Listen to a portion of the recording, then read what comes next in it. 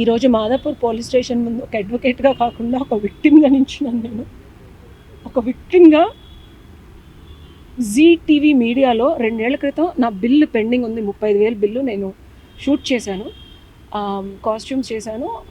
దానికి తగ్గట్టు నేను బిల్ చేశాను. వాళ్ళు ఏదో జిఎస్టీ ప్రాబ్లం ఉందంటే నేను బిల్ తీసుకోవడానికి వెళ్ళాను. అండ్ ఓంకారం గురుగారు షూట్స్ కూడా నడుస్తుంది.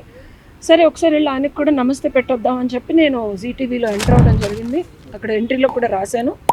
అండ్ ఈ అబ్బాయి పేరు కూడా మర్చిపోయాను, ఎందుకంటే 2 సంవత్సరాల క్రితం కిషోర్ అనే అతను మనకి డ్రామా జూనియర్స్ చేస్తాడు, అతనిది షూట్ చేశాను, కాస్ట్యూమ్స్ కూడా చేయడం జరిగింది. అతని టీంలో ఉన్నాడు.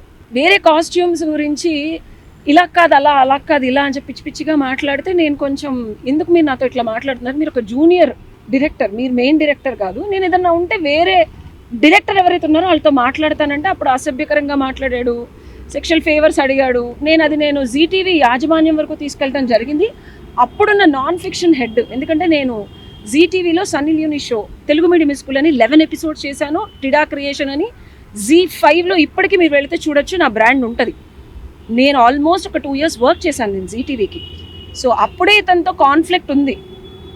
సెక్షువల్ ఫేవర్స్ అడిగితే నేను అతని సీనియర్ దగ్గర తీసుకెళ్ళడం జరిగింది. నేను అతని సీనియర్ దగ్గరికి వెళ్ళే ముందే హెడ్ ఆఫ్ నాన్ ఫిక్షన్కి నా గురించి కంప్లైంట్ చేయడం, పిచ్చి పిచ్చిగా మాట్లాడటం ఇదంతా చేస్తే సురేష్ అనే వ్యక్తి దీనికి సాక్ష్యం.